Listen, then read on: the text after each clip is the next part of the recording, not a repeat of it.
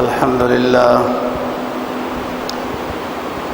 لله وكفى والصلاة والسلام على سيد الرسل وخاتم الأنبياء وعلى آله وأصحابه الذين أوفوا عهدا الذين هم خلاصة العرب العرباء وخير الخلائق بعد الأنبياء أما بعد فأعوذ بالله من الشيطان الرجيم بسم الله الرحمن الرحيم قل إن كنتم تحبون الله فاتبعوني يحببكم الله ويغفر لكم ذنوبكم والله غفور رحيم قل أطيعوا الله والرسول فإن تولوا فإن الله لا يحب الكافرين قال النبي صلى الله عليه وسلم يا أنس إن قدرت أن تصبح وتمسي وليس في قلبك غش لأحد فافعل وذلك من سنتي من أحب سنتي فقد أحبني ومن أحبني كان معي في الجنة صدق الله العظيم وصدق رسوله النبي الأمي الكريم ونحن على ذلك لمن الشاهدين والشاكرين والحمد لله رب العالمين۔ تیسرا پارہ سورہ آل عمران کی 2 آیت کریمہ آپ کے سامنے تلاوت کی ہیں، اور جناب نبی پاک صلی اللہ علیہ وسلم کا ایک فرمان تلاوت کیا ہے جس کو امام ترمذی نے روایت کیا ہے۔ آیت کریمہ کا مفہوم یہ ہے، اللہ رب العزت فرماتے ہیں قل ان کنتم تحبون اللہ فاتبعونی، اے نبی آپ فرما دیجئے اگر تم لوگ اللہ سے محبت کے دعوے دار ہو تو میری اتباع کرو، یعنی نبی پاک صلی اللہ علیہ وسلم کی سنتوں کی اتباع کرو۔ سنت کی اتباع کا فائدہ یہ ہوگا یغفر لکم ذنوبکم، اللہ تعالیٰ تمہارے گناہوں کو معاف کر دے گا، واللہ غفور رحیم، اللہ مغفرت کرنے والا مہربان ہے۔ فرما دیجئے اللہ رسول کی اطاعت کرو، فَإِن تَوَلَّوْا فَإِنَّ اللَّهَ لَا يُحِبُّ الْكَافِرِينَ، اگر تم اللہ رسول کی اطاعت سے منہ موڑتے ہو یعنی نہیں اطاعت کرتے تو اللہ کافروں کو پسند نہیں فرماتے۔ جناب نبی پاک صلی اللہ علیہ وسلم کے مرفوع فرمان کا مفہوم یہ ہے، آپ نے حضرت انس رضی اللہ تعالیٰ عنہ کو خطاب کر کے فرمایا، یہ انس رسول پاک صلی اللہ علیہ وسلم کے 10 سال خدمت میں رہے ہیں، یعنی مدینہ طیبہ کی پوری زندگی میں حضرت انس رسول پاک صلی اللہ علیہ وسلم کی خدمت کرتے رہے۔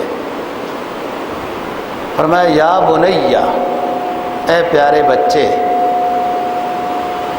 ان قدرت ان تصبح وتمسی ولیس فی قلبک غش لأحد، اے پیارے بچے اگر تیری قدرت ہو اور تو یوں کر لے کہ تیری صبح و شام اس طرح گزرے کہ تیرے دل میں کسی کے بارے میں کینہ نہ ہو، اے پیارے بچے اگر تیری قدرت ہو تو ایسا کر سکے، وہ کیا کر سکے کہ صبح و شام تیری ایسی گزرے کہ تیرے دل میں کسی کے بارے میں کینہ نہ ہو، بری سوچ نہ ہو، تو ایسا کرو، اگر ایسی قدرت ہے تو ایسا کرو۔ اور یہ حاصل کیسے ہوگا کہ آپ کی صبح و شام ہو اور آپ کے دل میں کسی کے بارے میں میل نہ ہو؟ یہ حاصل کیسے ہوگا؟ وَذَلِكَ مِن سُنَّتِي، یہ میرے طریقے پر عمل کرنے میں، میری سنتوں پر عمل کرنے میں یہ ملکہ مل جائے گا کہ دوسرے کے بارے میں اچھی سوچ ہوگی، بری سوچ نہیں ہوگی۔ آگے فرمایا من احب سنتی فقط احبنی، جو میرے طریقے کو پسند کرتا ہے، میری سنتوں کے ساتھ محبت کرتا ہے، وہ میرے ساتھ محبت کرتا ہے، اور جو میرے ساتھ محبت کرتا ہے کان معی فی الجنہ، تو وہ میرے ساتھ جنت میں ہوگا۔ اس حدیث میں دو باتیں بیان ہو گئیں۔ ایک بات تو یہ ہے کہ مومن کے دل میں کسی دوسرے کے بارے میں کینہ نہ ہو، بری سوچ نہ ہو، اچھی سوچ ہو، دوسرے کو فائدہ پہنچانے کی سوچ ہو، یہ مومن کی شان ہے۔ اور یہ کہ دوسرے کے بارے میں اچھی سوچ ہو، بری سوچ نہ ہو، یہ کیسے حاصل ہوگا کہ نبی پاک صلی اللہ علیہ وسلم کی سنت کے ساتھ محبت کرنے سے، اس پر عمل کرنے سے، اور جب عمل کرے گا دل میں میل دوسروں کے بارے میں جو ہے وہ ختم ہوگی۔ نبی کی معیت اس درجے نصیب ہوگی کہ جنت میں بھی رسول پاک صلی اللہ علیہ وسلم کے ساتھ ہوگا۔ جب کسی کے ساتھ محبت ہوتی ہے تو اس کے طریقے پر عمل کرنا آسان ہوتا ہے۔ یہی بات قرآن و حدیث میں بیان کی کہ مومن کی شان یہ ہے کہ اللہ رسول کے ساتھ محبت کرے، پھر اللہ رسول کے ساتھ جب محبت کرے گا تو ان کی باتوں پر عمل کرنا آسان ہوگا۔ جس کے ساتھ بھی محبت ہو اس کی بات پر عمل کرنا مشکل نہیں ہوتا، ہر بات اس کی ماننے میں آسانی ہوتی ہے۔ اور مومن کی تو شان یہ ہے جب اس نے کلمہ پڑھا تو اب کلمے کے تقاضے کے مطابق چلنے کا نام اسلام ہے۔ ایک شخص ہوتا ہے نا، وہ یہ کہتا ہے کہ ٹھنڈا پانی فائدہ دے گا، ٹھنڈا پانی فائدہ دے گا، ٹھنڈا پانی فائدہ دے گا، یہ گردان پڑتا رہتا ہے، پیاس لگی ہوئی ہے، پیتا نہیں ہے۔ تو وہ الفاظ تو ہیں جو پڑھ رہا ہے، عملاً اس کو فائدہ تو نہیں ہوا۔ یہی بات ہے، کوئی شخص لا الہ الا اللہ محمد الرسول اللہ، لا الہ الا اللہ محمد الرسول اللہ پڑھ رہا ہے،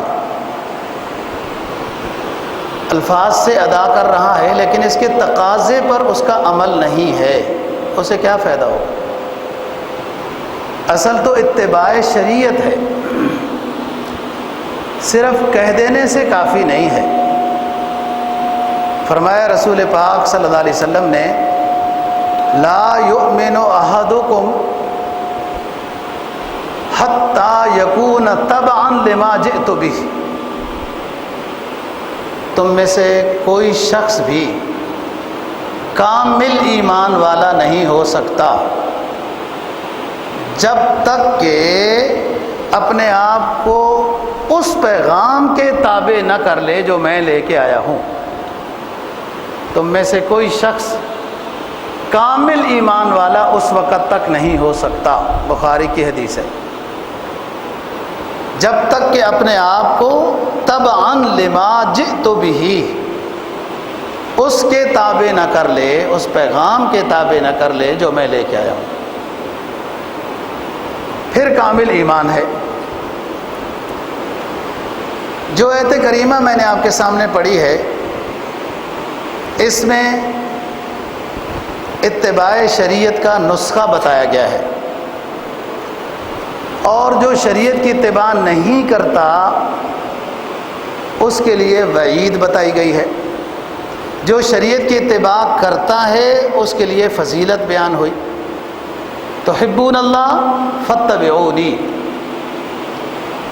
اللہ پر رسول پر ایمان لے آئے ہو، ایمان کا تقاضا یہ ہے کہ نبی پاک صلی اللہ علیہ وسلم کی کامل اتباع کرو، فاتبعونی۔ فائدہ کیا ہوگا؟ یحببکم اللہ ویغفر لکم ذنوبکم۔ اتباع پیغمبر میں یہ فائدہ ہوگا کہ اللہ تم سے پیار کرے گا اور تمہارے گناہوں کو معاف کر دے گا۔ یہ تو اتباع کرنے والوں کی بات ہوئی۔ اگلی آیت میں فرمایا قل اطیعوا اللہ والرسول فإن تولوا فإن اللہ لا يحب الکافرین۔ اے نبی آپ فرما دیجئے کہ اللہ رسول کی اطاعت کرو، اس میں فائدہ ہے تمہارا، مومن ہو تم۔ اگر تم نے روگردانی اختیار کی، اللہ رسول کی بات کو نہیں مانا، تو وعید بیان فرمائی۔ اللہ نے فرمایا کہ کافروں کے ساتھ اللہ محبت نہیں کرتا۔ اگر تم نے اللہ رسول کی اطاعت سے روگردانی اختیار کی، اگلا جملہ سمجھنے کی چیز ہے، تو اللہ تعالیٰ لا يحب الکافرین، اللہ کافروں کے ساتھ محبت نہیں کرتا۔ کہ بہت سخت بات ہے۔ اگر تم نے اللہ رسول کی اطاعت کی، اللہ تم سے پیار کرے گا، تمہارے گناہوں کو معاف کر دے گا۔ اگر تم نے اللہ رسول کی اطاعت سے روگردانی اختیار کی تو اللہ کافروں کو پسند نہیں کرتا۔ کیا مطلب ہوا کہ اگر تم نے اللہ رسول کی بات کو نہیں مانا تو اس درجے میں چلے گئے۔ کافر بھی اللہ رسول کی بات کو نہیں مانتا، مسلمان بھی اللہ رسول کی بات کو نہیں مانتا، تو فرق کیا ہوا؟ کان ناک ہاتھ تو اس کے بھی ہیں، اس کے بھی ہیں، کھانا باتھ روم وہ بھی کرتا ہے، یہ بھی کرتا ہے، وہ بھی سوتا ہے، یہ بھی سوتا ہے۔ مومن اور کافر میں فرق ہوتا ہے۔ بہت سخت وعید ہے۔ قل اطیعوا اللہ والرسول فإن تولوا فإن اللہ لا يحب الکافرین۔ اے نبی فرما دیجئے اللہ رسول کی اطاعت کرو، اگر تم اطاعت نہیں کرو گے تو اللہ کافروں کو پسند نہیں کرتا۔ سخت وعید ہے۔ ایک تو کافر اعتقادی ہے جو اللہ رسول کو مانتا ہی نہیں ہے، ایک کفر عملی ہے، اللہ رسول کو مانتے ہیں لیکن ان کے کہا کے مطابق عمل نہیں ہوتا۔ یہ اعتقادی کفر نہیں ہے، عملی کفر ہے، اور یہ بھی سخت وعید اس کے اوپر بھی ہے۔ نبی پاک صلی اللہ علیہ وسلم کا فرمان ہے ابغض الناس الی اللہ ثلاثہ، تین طرح کے لوگ اللہ کے ہاں سب سے زیادہ مبغوض ہیں، یعنی اللہ ان سے ناراض ہے۔ پہلا ملحد فی الحرم، جو حدود حرم میں گناہ کرتا ہے، کرایہ خرچ کیا، سب کچھ کیا، وہاں جا کے بھی گناہوں میں لگا ہوا ہے۔ آپ نے دیکھا کئی جیب کترے پکڑے جاتے ہیں، کوئی کیا کوئی کیا۔ ملحد فی الحرم، یا فضول باتیں وہاں کر رہے ہوتے ہیں لوگ، نکمی، ان کے پیچھے نماز نہیں ہوتی، ان کے پیچھے نماز نہیں ہوتی، ان کے پیچھے نماز نہیں ہوتی، اپنی نماز کا پتہ ہی نہیں ہوتا، ایسی فتووں میں یہ الحاد فی الحرم ہے۔ وہ کامل اتباع شریعت لوگ ہیں، اللہ نے اپنے حرم میں امام، نبی کے مسجد میں امام، ان کو کھڑا کر دیا جو اللہ جن سے ناراض ہے، الیاذ باللہ۔ فضول باتیں ہیں یہ۔ جو لوگ اس طرح کی باتیں کرتے ہیں نا، آپ ان سے صرف اتنی بات کہہ دیا کریں کہ آپ ذرا نماز سنا سکتے ہیں؟ نماز کیسی ہے؟ آپ نماز سنا سکتے ہیں؟ نماز کے فرائض و واجبات نہیں آئیں گے اور فتوے آتے ہیں۔ فتوے تو بڑے سے بڑے عالم کو بھی لگانے کی اجازت نہیں ہوتی، خاص مقام پہ ایک عالم ہوتا ہے، اس کو فتویٰ دینے کی اجازت ہوتی ہے۔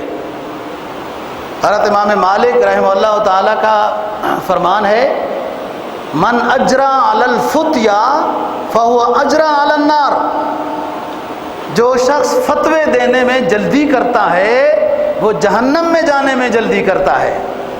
ہر عالم حافظ قاری بھی فتویٰ نہیں دے سکتا، تو ایک جاہل بندے کا کیا کام ہے؟ اس کے پیچھے نماز نہیں ہوتی، اس کے پیچھے، اور اپنی نماز کا نہیں پتہ۔ جن کو اللہ تعالیٰ مبغوض رکھتا ہے تین لوگ ہیں۔ ملحد فی الحرم، حدود حرم میں جا کے بھی گناہ کر رہا ہے، اور آپ خود سمجھتے ہیں ایسی پھر ہمارا وقت ضائع ہوگا، وہاں کیا کیا گناہ ہو رہے ہیں۔ اور ہوٹل کی سہولیات میں سے یہ بات داخل ہے کہ ٹی وی حاجی کے کمرے میں ہونا چاہیے، کیبل حاجی کے کمرے میں ہونی چاہیے، وہاں اس کام کے لیے یہ کیبل ادھر بھی چلتی ہے، اور سہولیات کی طرف توجہ نہیں ہے۔ ہر چھوٹے بڑے کمرے میں ٹی وی لگا دیا گیا ہے، حاجی کو سہولت دی جا رہی ہے۔ وہ 3 لوگ جن سے اللہ سخت ناراض ہوتا ہے، ملحد فی الحرم، پہلا بندہ حدود حرم میں جا کے گناہ کرتا ہے، وہاں گناہ کرنے گئے ہیں۔ دوسری چیز، زمانہ جاہلیت کی رسوم پر عمل کرنے کی کوشش کرتا رہتا ہے، ڈھونڈتا رہتا ہے۔ مسلمان ہو گیا، اسلام میں داخل ہو چکا ہے، پھر بھی ان رسومات پر عمل کرنے کی بڑی کوشش ہوتی ہے جو زمانہ جاہلیت کی ہوتی ہیں۔ عجیب عجیب رسومات ہیں۔ نیا گھر بناؤ، اس کے اوپر نا ہنڈیا کالی الٹی کر کے رکھ دو، گاڑی خریدو، آگے وہ چھوٹا سا جوتا بچے کا وہ لٹکا دو، فلان فلان۔ یہ کیا بات ہے؟ تقدیر ایک اصل ایمان کا حصہ ہے۔ قرآن حدیث کیا کہتا ہے؟ نئے مکانوں پر کٹویاں الٹی کرو، اور کیا نام ہے، گاڑیاں خریدو تو جوتے لٹکاؤ۔ اسلام کہتا ہے ایت الکرسی پڑھو، چاروں کل پڑھو، اللہ رسول کا نام لے کے سفر کی دعا پڑھو، اس میں برکات ہوگی، حفاظت ہوگی۔ حفاظت کی دعائیں قرآن مجید کی 14-15 دعائیں قرآن مجید نے واللہ خیر حافظہ وهو ارحم الراحمین بیان فرمائی۔ اللہ جن سے ناراض ہوتا ہے حرم میں گناہ کرنے والا، 1 نمبر 2 اسلام آ گیا، قد تبین الرشد من الغی، اسلام واضح ہو گیا، اور پھر بھی وہ جاہلیت کی بات پر عمل کر رہا ہے، لسانیت کا نعرہ لگا رہا ہے، قومیت کا نعرہ لگا رہا ہے۔ یہ سب زمانہ جاہلیت کی باتیں ہیں، یا ایسے رسم رواج جو ماحول میں ہیں ان پر عمل ہو رہا ہے۔ اسلام کی بات پر عمل کرنے میں طاقت ہے، اللہ رسول کی مدد حاصل ہوتی ہے۔ رسم و رواج کی کیا حقیقت ہے؟ نمبر 3، مسلمان کا ناحق خون کرنے کے پیچھے لگا ہوا ہے۔ بخاری مسلم کی حدیث ہے، اللہ جن سے سخت ناراض ہوتا ہے حرم میں گناہ کرنے والا، زمانہ جاہلیت کی طرح کوئی رسوم پر عمل کرنے والا، اور نمبر 3 دوسرے کو قتل کرنے کی فکر میں لگا ہوا ہے۔ یہ حدیث کرائے پر قاتلوں کے اوپر بھی ہے، تھوڑے سے پیسے لے کر دوسرے کو قتل کر دیتے ہیں۔ اور اللہ معاف فرمائے، آج کل جو باتیں آپ سن رہے ہیں اگر حقیقت ہے تو حکومت کو اس کے اوپر نوٹس لینا چاہیے کہ جی لوگ اسپتال میں داخل ہوئے، انہوں نے یوں ٹیکہ لگا دیا اور وہ بندہ مر گیا، اور ان ڈاکٹروں کو انعام ملتا ہے اس بات پر۔ اگر یہ چیز پھیلانے والے جھوٹے ہیں، غلط پروپیگنڈا کر رہے ہیں، تو ان کے خلاف حکومت کو کارروائی کرنی چاہیے۔ اور اگر واقعتاً کوئی مریض اسپتال میں جاتا ہے اور اس کو ایسا ٹیکہ لگا کے مار دیا جاتا ہے انعام حاصل کرنے کے لیے، تاکہ وہ جو اعلان ہوا ہے کہ اتنے بندے مر گئے تو اتنا انعام ہوگا، وہ انعام حاصل کرنے کے لیے واقعتاً اگر مارا جا رہا ہے تو حکومت کو ان لوگوں کے اوپر ایکشن لینا چاہیے۔ ہمیں نہیں پتہ سچ کیا ہے، نہ ہمارے بس میں اتنی بات ہے کہ یہ تفتیش کر سکیں کہ وہ سچا ہے یا وہ سچا ہے، لیکن دونوں میں تو کوئی ایک سچا اور ایک جھوٹا ہے، اس پر تحقیق ہو۔ فرمایا تیسرا بڑا مجرم وہ شخص ہے جو دوسرے بندے کو اپنے تھوڑے سے مفاد کی خاطر مسلمان کو قتل کر رہا ہے۔ اور ایسی باتیں جو سن رہے ہیں اگر حقیقت ہے تو مسلمان کو قتل کرنا اور تھوڑا سا فائدہ حاصل کرنے کے خاطر، اور وہ کیا، اگر ایسا ہو رہا ہے، اللہ نہ کرے ایسا سچ ہو، اگر ایسا ہو رہا ہے تو یہ لوگ یہ نہ سمجھیں کہ کسی کی جان لے کر اپنا فائدہ جو حاصل کر رہے ہیں کہ بہت عزت کی زندگی اور سکون کی زندگی جی لیں گے، ایسا نہیں ہے۔ کسی کے اوپر ذرہ برابر زیادتی کی ہو نا جی، زیادتی کا بدلہ اللہ دنیا میں دے کے رہتا ہے۔ یہ تو بہت بڑا ظلم ہے کہ کسی کو قتل کرنا۔ آپ نے واقعہ وہ سنا ہوگا جو پچھلے سال رمضان میں تیل کا ٹینکر گر گیا تھا، لوگ تیل بھرنے لگ گئے، جتنے جمع ہوئے 200-250 تیل کو آگ لگ گئی، وہ 200-250 سارے جل گئے۔ یہ جل کون گئے؟ یہ وہی کھیت ہے کہ جن 200-250 نے پچھلے سال اسی کھیت کے اندر ایک مجذوب کو جلایا تھا۔ اس کے بارے میں خبر مشہور ہو گئی، وہ نارمل سا بندہ تھا دماغ کے لحاظ سے کہ قرآن کی بے ادبی کی ہے، لوگ اس کے پیچھے لگے مارنے کے لیے، وہ کھیت میں چھپ گیا، کھیت کو لوگوں نے آگ لگا دی، وہ کھیت سے باہر جانا چاہتا تھا، اس کو جانے نہیں دیا، وہ اندر جل گیا۔ ایک بندے کو 250 نے مارا، جلا دیا۔ قدرت کا نظام ہے، کہتے ہیں اس کی لاٹھی بے آواز ہے۔ اسی جگہ میں تیل کا ٹینکر گرا، اسی کھیت میں تیل گیا، وہی لوگ جو کل قتل کرنے والے تھے اس تیل کو بھرنے کے لیے آ گئے، جب بھر رہے تھے تو تیل کو آگ لگ گئی، وہ سارے جل گئے۔ اگر کوئی ایسا کر رہا ہے کہ کسی انسان کا بلا وجہ خون لے رہا ہے، جان لے رہا ہے اس کی بلا وجہ، انسان مسلمان تو اونچی چیز ہے، کسی انسان کی جان کے ساتھ کھیل رہا ہے اور اس کو ٹیکا لگا کے اور یوں مار رہے ہیں کہ انعام حاصل کریں، بہت بڑا جرم ہے۔ اگر یہ سچی باتیں مشہور ہیں، حکومت کو اس پر ایکشن لینا چاہیے، اور جو لوگ ایسا کر رہے ہیں وہ یہ نہ سمجھیں کہ ہم بڑے سکون کی زندگی جی لیں گے، ایسا نہیں ہوگا۔ زمانہ جاہلیت میں ایک قسم لی گئی 50 لوگوں سے کہ ان کے محلے میں ایک قتل ہو گیا تھا، ان کے محلے میں ایک قتل ہو گیا تھا، اور زمانہ جاہلیت کا دستور بھی پرانی شریعت کے لحاظ سے ان کو کچھ پتہ تھا کہ 50 محلے والے لوگوں سے قسم لی جائے کہ آپ کو پتہ ہے کس نے قتل کیا ہے۔ اسلام میں بھی یہی قانون ہے، وہ پہلے بھی شریعت ابراہیمی کی کوئی بات زمانہ جاہلیت میں ان کے پاس موجود تھی۔ حدیث میں یہ بات بیان فرمائی، 48 لوگوں نے جھوٹی قسم کھائی، انہیں پتہ تھا کس نے قتل کیا ہے، 2 بندوں کو نہیں پتہ تھا، انہوں نے کہا جی ہمیں نہیں پتہ، وہ 2 بچ گئے۔ 48 لوگوں نے جنہوں نے جھوٹی قسم کھائی تھی، جنہیں پتہ تھا کہ اس کو قتل کس نے کیا، اور انہوں نے قسم کھائی کہ ہمیں نہیں پتہ کیا، ہمیں نہیں پتہ، وہ 48 کے 48 لوگ تباہ ہو گئے سال ختم ہونے سے پہلے پہلے۔ یہی وجہ ہے جھوٹی قسم نہیں کھانی چاہیے۔ اگر بندے پر 2-4 ہزار 10 ہزار 50 ہزار جرمانہ آ رہا ہے نا، برداشت کر لے، جھوٹی قسم نہ کھائے، کیونکہ اللہ کے نام کو ڈھال لیا ہے تو پھر اللہ اگر یہ جھوٹا شخص ہے تو اس پر انتقام لے گا، اور اگر سچا شخص ہے تو اللہ اس کی مدد کرتا ہے۔ تو بات کر رہا ہوں کہ اللہ کے نزدیک سب سے زیادہ مبغوض لوگ حرم میں گناہ کرنے والا، زمانہ جاہلیت کی رسموں پر عمل کرنے والا، اور کسی مسلمان کا کسی انسان کا ناحق قتل کرنے والا۔ یہ بہت بڑا جرم ہے، اس سے بچنا ہے، ایسی سوچ سے بھی بچنا ہے، ایسے آلے سے بھی بچنا ہے۔ ایسا آلہ بھی اگر کسی دوسرے کے اوپر، آلہ قتل اگر کسی کے اوپر اٹھا لیا جائے تو اسلام اس کو قاتل کہتا ہے۔ اس کو قتل نہیں کیا، اس نے آلہ قتل اس پر اٹھایا، قتل نہیں کیا، تب بھی یہ قاتل کی سزا کے مستحق ہے کہ اس نے آلہ قتل کیوں اٹھایا۔ جی نبی پاک صلی اللہ علیہ وسلم کا فرمان ہے، کل امتی یدخلون الجنہ الا من ابا، تمام امتی میرے جنت میں جائیں گے۔ امتی وہ جنہوں نے بات مانی۔ نبی کے امتی 2 طرح ہیں۔ جب نبی آخر الزمان صلی اللہ علیہ وسلم کا ظہور ہو گیا، اس کے بعد جتنے لوگ ہیں وہ امتی ہیں۔ جنہوں نے بات مانی وہ نجات پانے والے امتی ہیں، جنہوں نے ایمان نہیں لایا وہ ناکام ہو گئے۔ فرمایا کل امتی یدخلون الجنہ الا من ابا،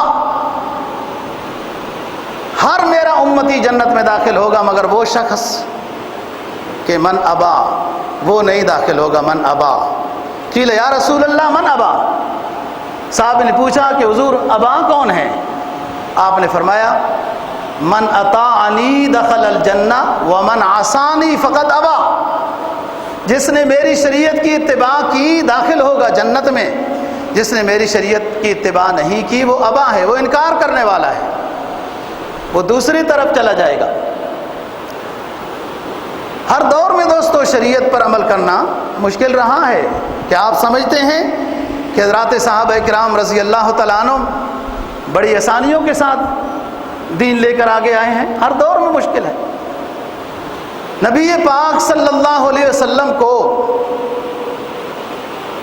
اسلام کی دعوت سے پہلے آپ نے نبوت کا جب اعلان کیا، اس سے پہلے تو سارے صادق امین کہتے تھے، اپنی امانتیں آپ کے پاس رکھواتے تھے۔ مطلب یہ ہے کہ نبی کی شخصیت سے کسی کو کوئی چڑ نہیں تھی، نبی کی ذات سے سارے محبت کرنے والے تھے۔ امانت تو اسی کے پاس ہی رکھائی جاتی ہے جو سب سے زیادہ محترم شخص ہو۔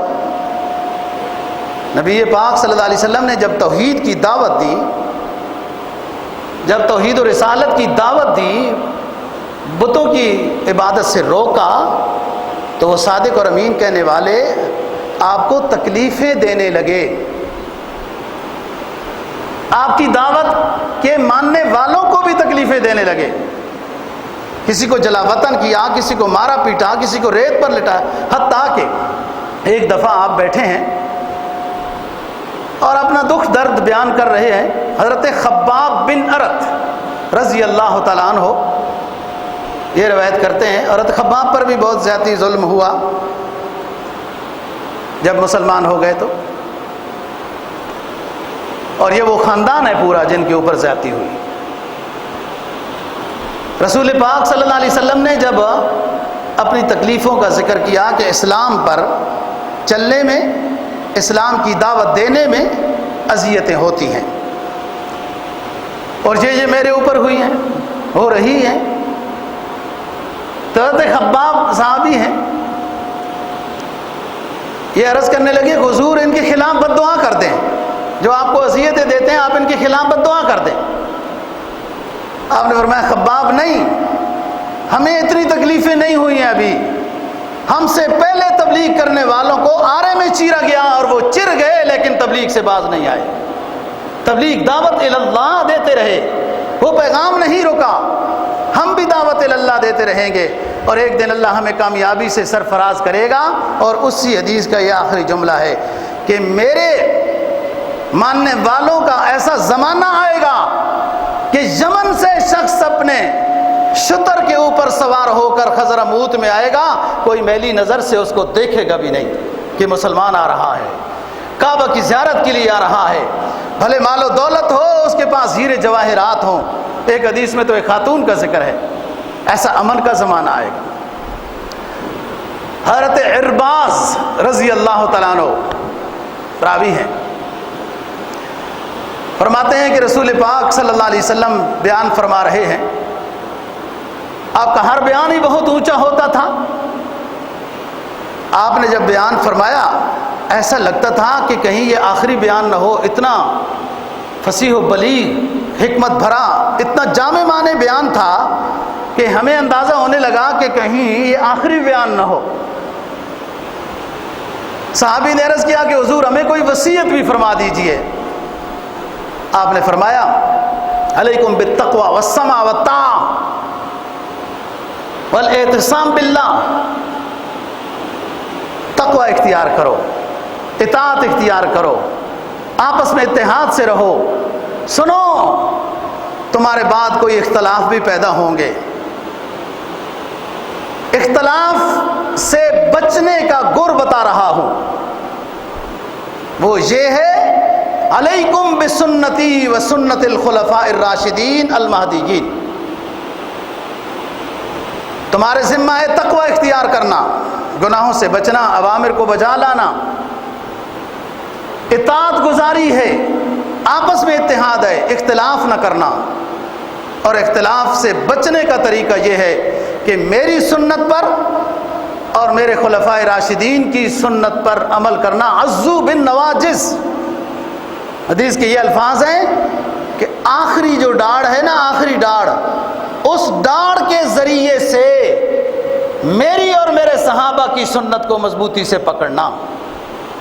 بعد میں کوئی ایسے تحقیق کرنے والے لوگ بھی آئیں گے جو خلفائے راشدین پر بھی اعتراض کرنے لگ جائیں گے، جنہوں نے پورا زمانہ سرکار کا ساتھ دیا، ہر شب و روز میں، ہر راحت و تکلیف میں نبی کا ساتھ دیا، اور ان کی چیرہ دستیاں صحابہ کو بھی نہیں معاف کریں گی، حتیٰ کہ خلفائے راشدین کو بھی۔ فرمایا میری سنت پر عمل کرو گے، خلفائے راشدین کی سنت پر عمل کرو گے، وَعَضُّوا عَلَيْهَا بِالنَّوَاجِذِ، اور ان سنتوں کو داڑوں کے ساتھ مضبوطی سے پکڑنا۔ سامنے والے دانتوں سے کوئی چیز پکڑی جائے نا، یہ سامنے والے دانت جو ہوتے ہیں یہ خوبصورتی کے لیے ہوتے ہیں، ثنائے اولیاء، ثنائے سفلا، یہ خوبصورتی کے لیے ہوتے ہیں، یہ چیز کو پکڑنے کے لیے نہیں ہوتے جی۔ کچھ عربی الفاظ ان سے ادا ہوتے ہیں، کاٹنے کے لیے سائڈوں والے دانت ہوتے ہیں، اور سب سے مضبوط دانت نواجز، آخری ڈاڑھ ہوتی ہے، جو اس سے چیز پکڑی جائے وہ کوئی چھڑا نہیں سکتا۔ میری سنت اور میرے صحابہ کی سنت کو نواجز، ڈاڑوں کے ذریعے سے مضبوطی سے پکڑنا، پھر سنت تم سے دور نہیں ہوگی۔ اختلاف کے زمانے میں تمہارے ذمہ لازم ہے میری سنت اور خلفائے راشدین کی سنت۔ آج دنیا نئی نئی تحقیق پیش کر رہی ہے، وہ صحابہ سے زیادہ عالم ہو گئے، صحابہ سے زیادہ محقق ہو گئے، صحابہ سے زیادہ اطاعت کرنے والے بن گئے، نئی نئی اطاعت۔ حدیث میں جناب نبی پاک صلی اللہ علیہ وسلم کا فرمان، من فارق من الجماعت شبرا فقد خلع ربقۃ الاسلام فی عنقہ، رواہ مسلم۔ جس شخص نے جمہور اہل سنت والجماعت کو چھوڑ دیا، ایک طریقہ چلا آ رہا ہے خلفائے راشدین کا، ائمہ اربعہ کا، اس کو چھوڑ دیا، تو سن لے وہ شخص، اس نے اپنی گردن سے اسلام کے ہار کو نکال پھینکا ہے۔ جماعت کے ساتھ جڑ کے رہنا ضروری تھا۔ فقد خلع ربقۃ الاسلام فی عنقہ،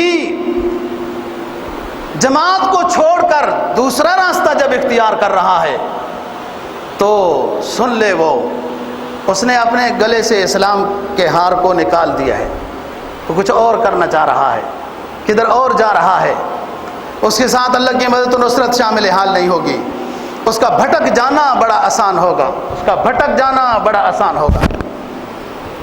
نبی پاک صلی اللہ علیہ وسلم کا فرمان، کامیاب وہ شخص ہے جس نے میری سنت کو مضبوطی کے ساتھ تھاما ہے، اور اگر ایسے دور میں میری سنت کو تھاما، ایسے دور میں میری سنت کو تھاما کہ جب کہ سنت پر عمل کرنا تو بڑا مشکل تھا، خواہشات نفس غالب آ چکی تھی، رسم و رواج غالب آ چکے تھے، اب سنت پر عمل کرنا مسلمان کے لیے مشکل ہو گیا، کافر کے لیے نہیں، مسلمان کے لیے مشکل ہو گیا کہ حالات ایسے ہو گئے۔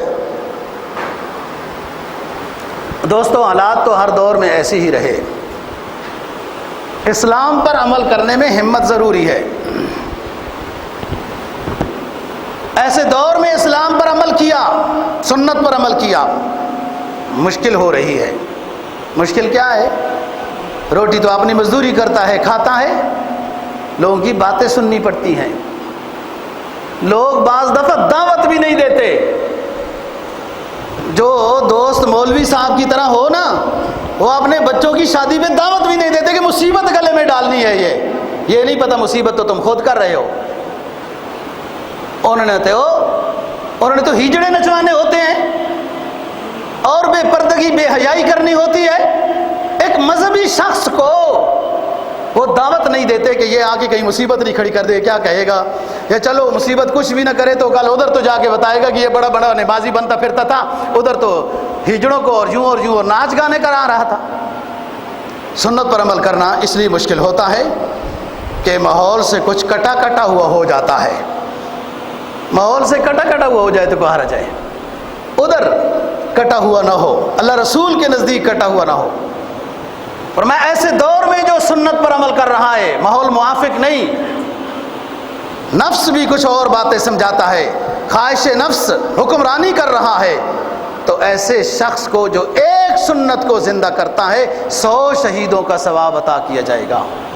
ایک شہید 70 جہنمیوں کو جنت میں لے کے جائے گا۔ شہید سے حساب و کتاب سوال و جواب نہیں ہوگا۔ فرمایا من تمسک بسنتی عند فساد امتی، من تمسک بسنتی عند فساد امتی فلہ اجر 100 شہید۔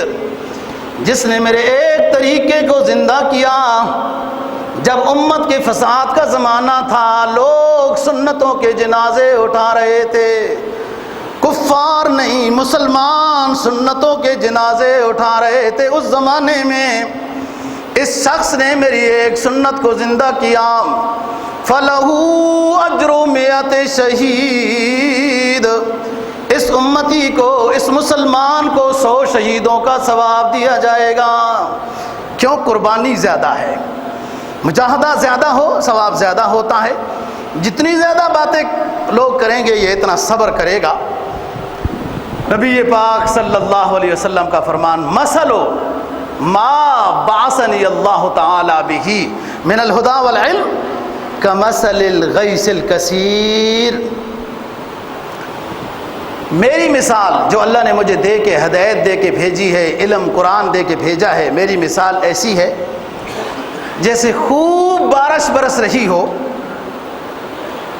زمین پر، تو زمین کی 3 طرح کی کوالٹیاں ہوتی ہیں۔ ایک زمین وہ ہوتی ہے جو چوس لیتی ہے اور پھر اس سے غلہ، نباتات، پھول، ہر چیز اگتی ہے، جس کو شیخ سعدی کہتا ہے باران لطافت رات تباز خلاف نیس، در باغ لال رویت در شور بوم خس۔ بارش کے برسنے میں کوئی اختلاف نہیں ہوتا، قبول کرنے والی زمین کی کوالٹی میں فرق ہوتا ہے۔ زمین کی کوالٹی اعلیٰ ہو تو باغ نکلتے ہیں، پھل پھول ہوتے ہیں، کوالٹی اعلیٰ نہ ہو تو سیم و زر نکلتا ہے۔ تو فرمایا کہ میری مثال جو اللہ نے ہدایت اور علم دے کے بھیجا ہے ایک بارش کی ہے جو زمین پر برستی ہے، اور زمین کے درجے 3 طرح کے ہیں۔ ایک وہ زمین ہے جو بات کو لیتی ہے، پانی کو لیتی ہے، پھر سبزہ اگتا ہے، ماشاءاللہ یہ بھی اچھی ہے، یہ ضرورت کو پورا کر رہی ہے۔ اور دوسری زمین وہ ہے کہ جو اپنے سینے کے اوپر پانی کو روک لیتی ہے، ڈیم، بند، بڑے بڑے حوض، وہ زمین جو اپنے سینے پر پانی کو روک لیتی ہے، ہر طرح کی جاندار چیز اس پانی سے فائدہ حاصل کرتے ہیں، یہ بھی اچھی ہے۔ اور ایک تیسری زمین ہے جو پتہ ہی نہیں چلتا پانی کدھر گیا، نہ وہ کوئی پھل اگاتی ہے، نہ پھول اگاتی ہے، نہ گھاس اگاتی ہے، نہ پانی سینے پر جمع کرتی ہے۔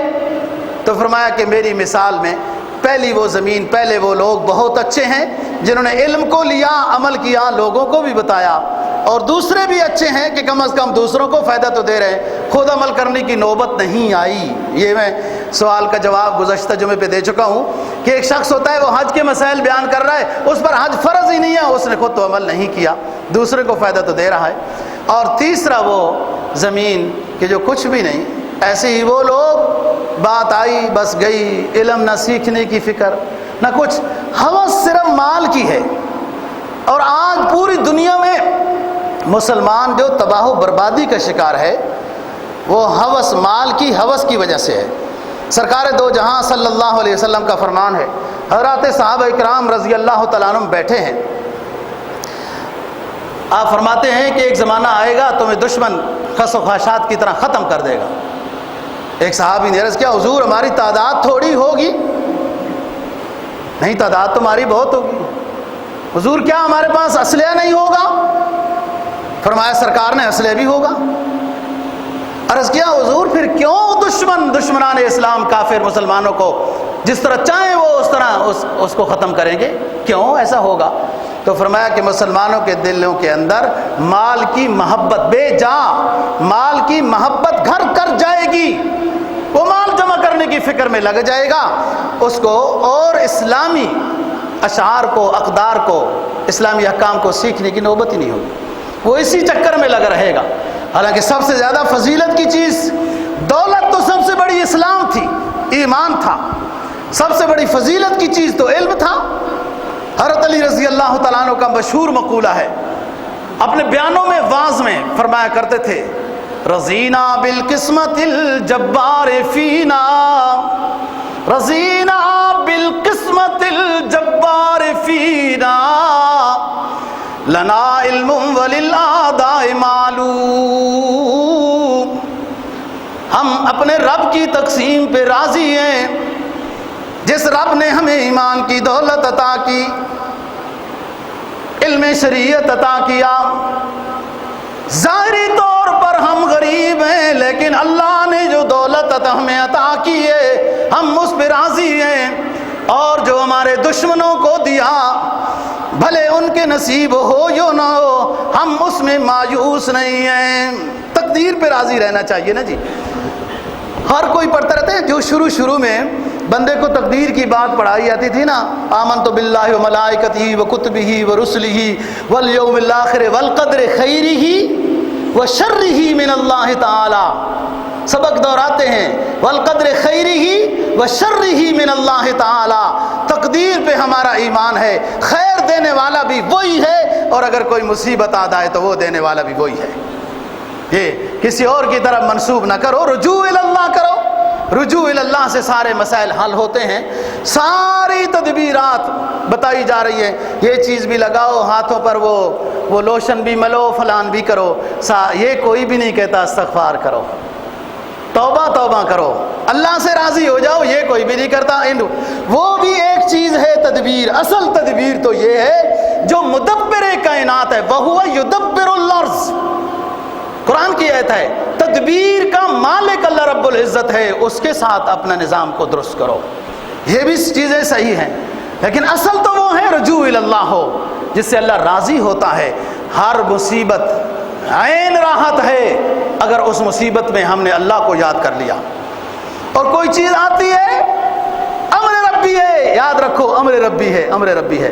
حضرت ابی بن کعب رضی اللہ تعالیٰ عنہ تقدیر کی بات سمجھا رہے ہیں کہ رسول پاک صلی اللہ علیہ وسلم نے ہمیں تقدیر کا مسئلہ اتنا سمجھایا حتیٰ کہ اس حد تک نبی پاک صلی اللہ علیہ وسلم نے فرمایا کہ سنو، اگر تم نے احد پہاڑ کے برابر سونا بھی اللہ کے راستے میں خرچ کر دیا لیکن تمہارا تقدیر پر ایمان نہیں تھا تو اس کا کوئی ثواب نہیں ہوگا. تقدیر پر ایمان اللہ والوں کے پاس بیٹھنے سے، اسلام سمجھنے سے، اسلام پڑھنے سے حاصل ہوتا ہے. ما اصابک من حسنۃ فمن اللہ وما اصابک من سیئۃ فمن نفسک. قرآن کی آیت ہے. نہ پوچھ ان خرقپوشوں کی، ارادت ہو تو دیکھ ان کو، یدے بیضا لیے بیٹھے ہیں اپنی آستینوں میں، جنہیں میں ڈھونڈتا تھا آسمانوں میں زمینوں میں، ملے وہ میرے ظلمت کدہ خانہ دل کے مکینوں میں. دیکھو دوستو، اللہ کی تقدیر کے اوپر ایمان سب سے بڑا مضبوط ایمان ہوتا ہے. اور ایمان مضبوط ہوتا ہے شریعت کی اتباع میں، قرآن کی تلاوت میں، اس کا مفہوم سمجھنے میں، نبی پاک اور اللہ کے ساتھ سچی عقیدت و محبت کرنے میں. اللہ دین کی سمجھ اور عمل کی توفیق نصیب فرمائے. وآخر دعوانا